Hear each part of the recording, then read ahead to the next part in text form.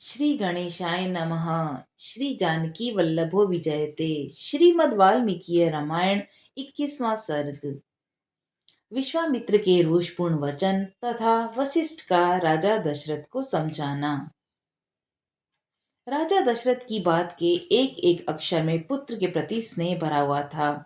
उसे सुनकर महर्षि विश्वामित्र कुपित हो गए और उनसे इस प्रकार बोले। राजन, पहले मेरी मांगी हुई वस्तु के देने की प्रतिज्ञा करके अब तुम उसे तोड़ना चाहते हो। प्रतिज्ञा का यह त्याग रघुवंशियों के योग्य तो नहीं है। यह बर्ताव तो इस कुल के विनाश का सूचक है। नरेश्वर, यदि तुम्हें ऐसा ही उचित प्रतीत होता है तो मैं जैसे आया था वैसे ही लौट जाऊंगा। ककुत्स कुल के रत्न, अब तुम अपनी प्रतिज्ञा झूठी करके हितैषी सुहृदों से घिरे रहकर सुखी रहो। बुद्धिमान विश्वामित्र के कुपित होते ही सारी पृथ्वी कांप उठी और देवताओं के मन में महान भय समा गया। उनके रोष से सारे संसार को त्रस्त हुआ जान उत्तम व्रत का पालन करने वाले धीर चित्त महर्षि वशिष्ठ ने राजा से इस प्रकार कहा। महाराज, आप इक्ष्वाकु वंशी राजाओं के कुल में साक्षात दूसरे धर्म के समान उत्पन्न हुए हैं। धैर्यवान, उत्तम व्रत के पालक तथा श्री संपन्न हैं। आपको अपने धर्म का परित्याग नहीं करना चाहिए। रघुकुल भूषण दशरथ बड़े धर्मात्मा हैं। यह बात तीनों लोकों में प्रसिद्ध है।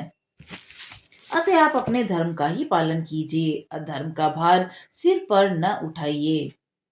मैं अमुक कार्य करूंगा ऐसी प्रतिज्ञा करके भी जो उस वचन का पालन नहीं करता, उसके यज्ञ, योग आदि, इष्ट तथा बावली तालाब बनवाने आदि पूर्त कर्मों के पुण्य का नाश हो जाता है। अतः आप श्री राम को विश्वामित्र जी के साथ भेज दीजिए।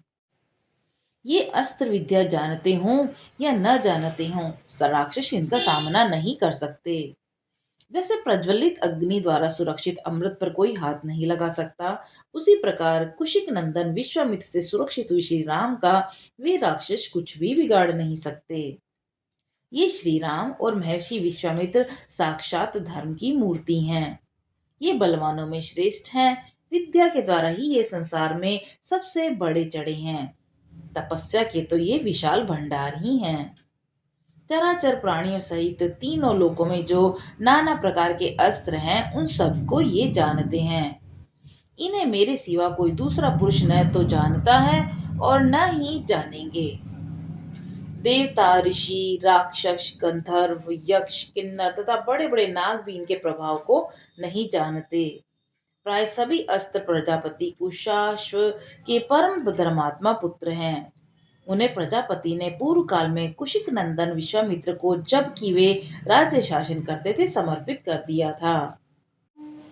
कुशाश्व के पुत्र प्रजापति दक्ष की दो पुत्रियों के संतान हैं और उनके अनेक रूप हैं। वे सब के सब महान और शक्तिशाली, प्रकाशमान तथा विजय दिलाने वाले हैं। प्रजापति दक्ष की दो सुंदर कन्याएं हैं। उनके नाम हैं जया और सुप्रभा। उन दोनों ने 100 परम प्रकाशमान अस्त्र शस्त्रों को उत्पन्न किया है। उनमें से जया ने वर पाकर 50 श्रेष्ठ पुत्रों को प्राप्त किया, जो अपरिमित शक्तिशाली और रूप रहित हैं। वे सब के सब असुरों की सेनाओं का वध करने के लिए प्रकट हुए हैं। फिर सुप्रभा ने भी संघार नामक 50 पुत्रों को जन्म दिया, जो अत्यंत ही दुर्जय हैं और उन पर आक्रमण करना किसी के लिए भी सर्वथा कठिन है, और वे सब के सब अत्यंत बलिष्ठ हैं। ये धर्मज्ञ कुशिक नंदन उन सब अस्त्र शस्त्रों को अच्छी तरह जानते हैं। जो अस्त्र अब तक उपलब्ध नहीं हुए हैं, उनको भी उत्पन्न करने की इनमें पूर्ण शक्ति है। रघुनंदन, इसलिए इस मुनि श्रेष्ठ धर्मज्ञ महात्मा विश्वामित्र जी से भूत या भविष्य की कोई बात छिपी नहीं है। राजन, ये महातेजस्वी, महायशस्वी विश्वामित्र ऐसे प्रभावशाली हैं, अतः इनके साथ राम को भेजने में किसी प्रकार का संदेह न करें। महर्षि कौशिक स्वयं भी उन राक्षसों का संहार करने में समर्थ हैं, किंतु ये आपके पुत्र का कल्याण करना चाहते हैं, इसीलिए यहाँ आकर आपसे याचना कर रहे हैं। महर्षि वशिष्ठ के ऐसे वचन से विख्यात यश वाले रघुकुल शिरोमणि नृपश्रेष्ठ दशरथ का मन प्रसन्न हो गया। वे आनंद मग्न हो गए और बुद्धि से विचार करने पर विश्वामित्र जी की प्रसन्नता के लिए उनके साथ श्री राम जी का जाना उन्हें रुचि के अनुकूल प्रतीत होने लगा। इस प्रकार श्री वाल्मीकि निर्मित आर्ष रामायण आदि काव्य के बाल कांड में 21वां सर्ग पूरा हुआ। 22वां सर्ग।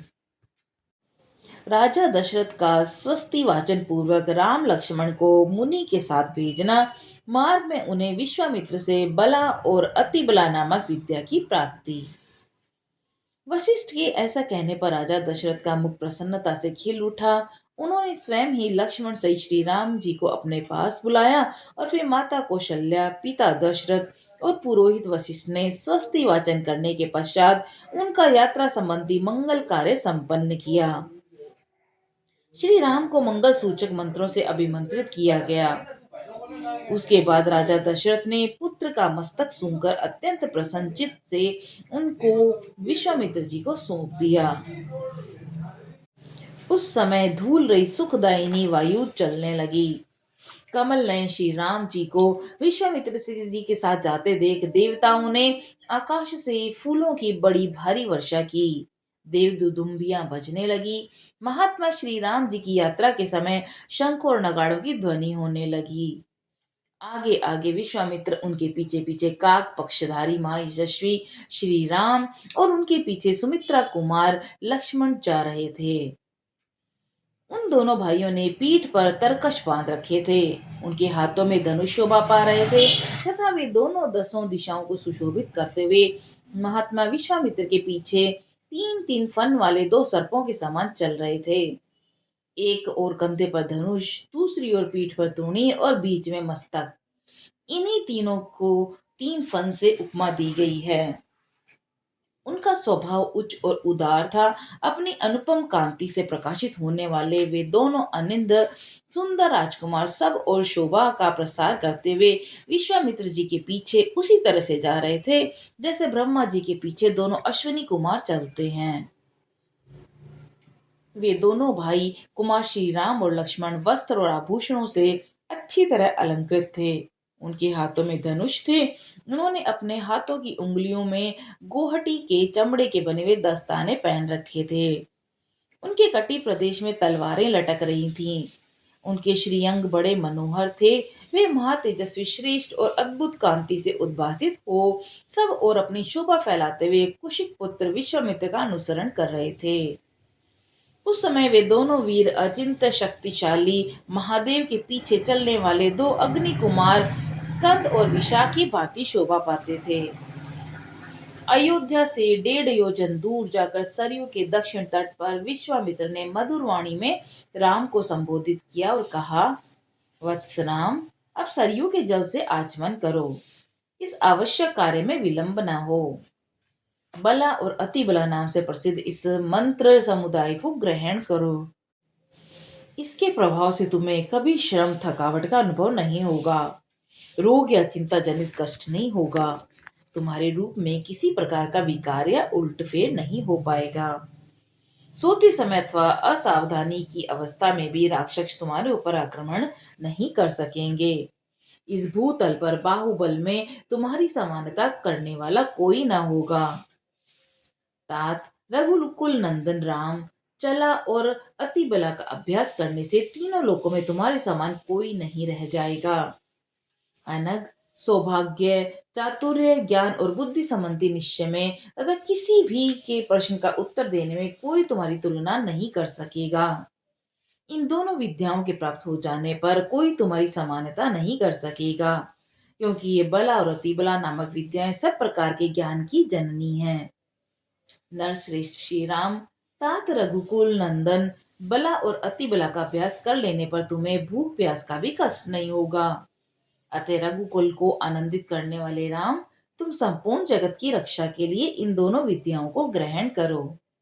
इन दोनों विद्याओं का अध्ययन कर लेने पर इस भूतल पर तुम्हारे यश का विस्तार होगा और ये दोनों विद्याएं ब्रह्मा जी की तेजस्वनी पुत्रियां हैं।